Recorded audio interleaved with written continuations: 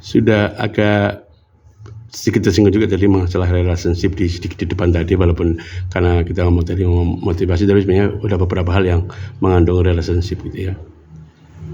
Untuk bisa mengerti orang lain itu mencaratkan juga mengerti mengenai relationship. Relationship itu ya hubungan satu dengan yang lain, hubungan timbal balik antara satu orang dengan yang lain, ya kan?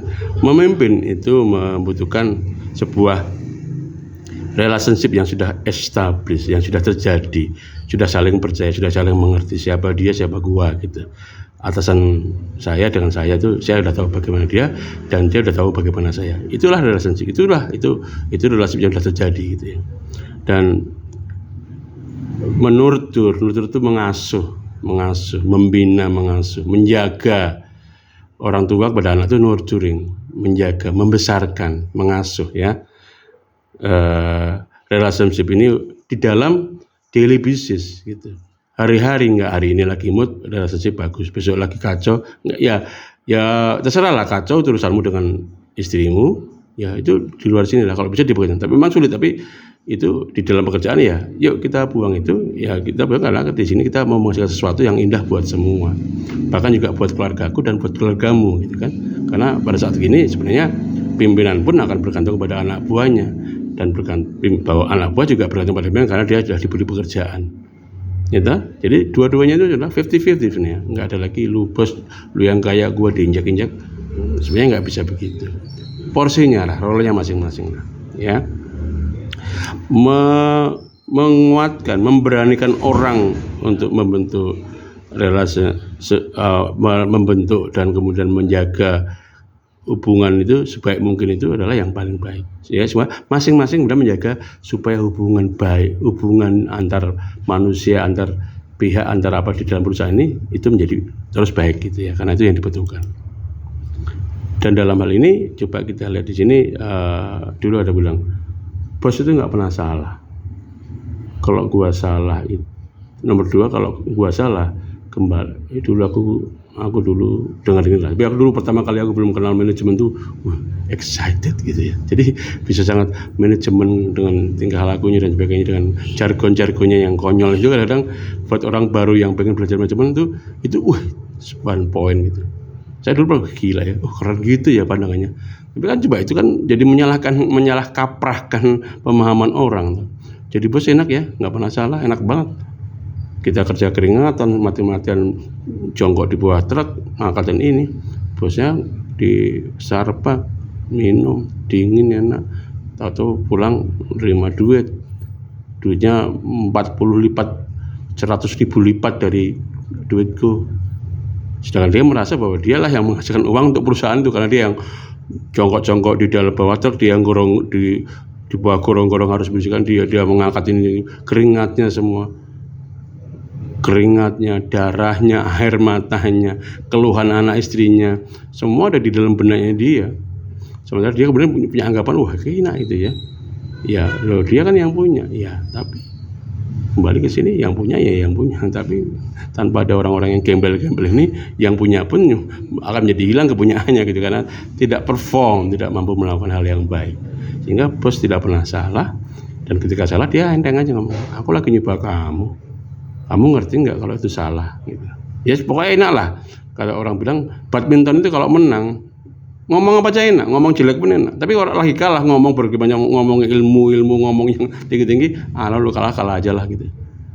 Itulah dunia ini ya. Jadi bos di sini berperilaku sebagai orang tua, otoritas tertinggi gitu ya. Anak buahnya berperilaku sebagai seorang anak. Ya tadi kita lihat transaksional analisisnya tadi. Orang tua kepada anak. Orang tua itu adalah otoritas. Anak itu adalah anak yang sedang dibimbing. Jadi, menurut gua, Pak, kenapa sih sekolah? Bosan aku, nggak suka aku sama guruku. Aku nggak suka sama bu itu, gitu. Aku kenapa harus sekolah? Dia berangkat sekolah aja udah ketakutan, gitu kan? Dia bilang, tapi orang tua, harus sekolah kamu le. Mau jadi apa kamu le? Itu. Jadi, ya mungkin di tahap itu oke, gitu ya. Tapi di tahap lain, mungkin anak sama orang tua juga harus, Pak, kenapa sih aku nggak boleh naik sepeda, gitu kan? Ya kalau orang enggak, diam, udah lo diam. Papa bilang nggak boleh, lu nggak boleh, selesai. Tapi kalau kemudian diturunkanlah dia menjadi I'm okay, you are okay gitu nanti ya. Yang ini kamu kan masih kecil, kamu masih belum bisa menjaga dirimu. Nanti kalau sepedamu yang papa belikan baru mahal-mahal kamu diambil orang gimana? Kamu kan belum bisa menjaga diri. Nantilah kalau umurmu sudah cukup, kamu boleh bawa sepeda ke sekolah. Misalnya begitu, ya seperti itu. Jadi bos sama ke anak buah kadang-kadang berperilaku seperti seorang, ya memang otoritas, tapi kemudian terus menjadi ke semua lokasi, semua area ya nggak begitu. Kadang-kadang ada yang begitu karena memang ini adalah is an order, ini perintah. Yes ya, dan anak buahnya juga melakukan. Tapi pada saat hubungannya itu bisa baik, melaksanakan ini perintah dan kamu lakukan dan saya lakukan dengan siap Tuhan, saya lakukan itu dari hubungan yang baik dan mungkin dari perkataan-perkataan yang sebenarnya bukan antara bos sama anak buah yang ketakutan, bos yang kuasa, tapi antar ke teman yang saling bisa mengerti. Tolong dah gue kali ini belum bisa nih, kira-kira gitu. Kalau teman kalau orang Jawa bilang cok tolongin aku cok, misalnya gitu. Kalau di Jakarta bro gue tolongin deh, gue berat banget nih gitu. Nah bicara begitu akan lebih enak gitu. Ini contoh aja di hari-hari gitu ya tadi. Jadi kalau ini ngomong di transactional analysis, di kolom atas ke bawah sebelah kiri I'm not okay, di sebelah kanan I am okay. Terus itu tadi lajur kolom ya. Kemudian kalau lajur row atau lajur yang mendatar, tadi lajur yang vertikal, itu di atas ada you are okay, di bawah you are not okay.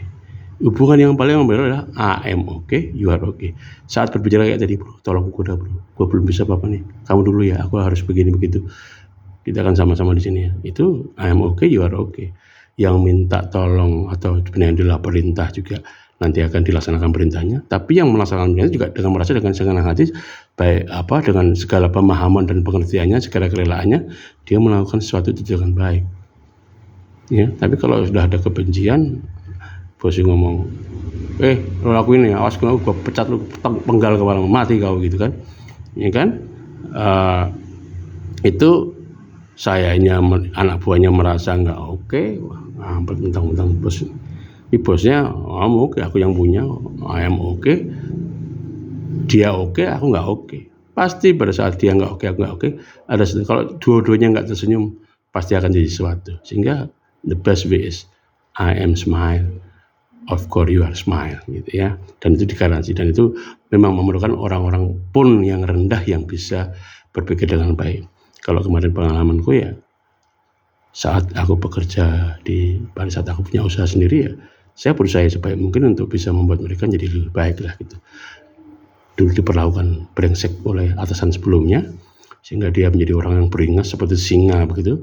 Pada saat dengan saya awal-awalnya itu menjadi lembut seperti domba gitu, karena tak angkat jadi karyawan tetap, dia merasa safe. Jadi kalau aku dipecat aku punya pesangon gitu, karena di tempat sebelumnya nggak dia kali gitu, dengan diberi gaji yang lebih sedikit melebihi atau mungkin sama lah minimal dengan aturan pemerintah. Dulu dia akal-akalin, lagi bangkrut gini, kamu tak kasih gini aja, tak kasih ini aja ya. Sementara dia hari-hari bosnya kalau malam, wah enak sekali, mangku wanita 5 udos doyo gitu orang Jawa bilang. Tapi anak buahnya harus berkeringat setengah mati, ya memang dimil dia, tapi kan itu ada kontribusi di dalam ketertawaan dia, semalnya dia, kelembutannya saat dia memangku wanita indah, itu ada darahku di situ. Dan mungkin memang begitu, getihku nang kono, keringatku di situ, ketakutanku ada di situ. Tapi ketakutanku itu harus menjadi bagian dari keindahan hidupnya, karena memang aku tugasku hanya menjadi ketakutan, tugasku hanya menderita dan sebagainya. Sudah parah sekali begini. Itu yang saya hapuskan. Tapi pada saat kemudian perusahaanku tidak bagus dan menjadi hancur, mereka juga udah nggak mau tahu, kembali ke singa lagi. Karena dasarnya dia pertama kalinya dibesarkan secara singa, bukan secara domba. Ya apa terserah sih, tapi kemudian nongol lah gitu bahwa mereka dulu nggak mau tahu. Pokoknya gue minta begini gitu. Sampai aku disekap, gitu kan? No problem, for me no problem. God did me something to better of me. Ya, begitulah pengalaman saya. Ya, tapi I'm happy for that one. I'm proud of that one. Walaupun orang-orang bilang, lu bego lu. Ya apa-apa. That's me. Yang tahu kan saya. dia mau ngomong apa biarin aja, bodoh amat. Jadi saya tuh begitu. Jadi saya tidak externally drive gitu. Externally ya memang saya pandang saya, tapi dia tidak bisa kemudian mengendalikan dalam diri saya. Dari luar itu tidak bisa mengendalikan. Yang mengendalikan diri saya adalah ya believing saya, keyakinanku. Apa yang ada di dalam saya itulah yang saya lakukan.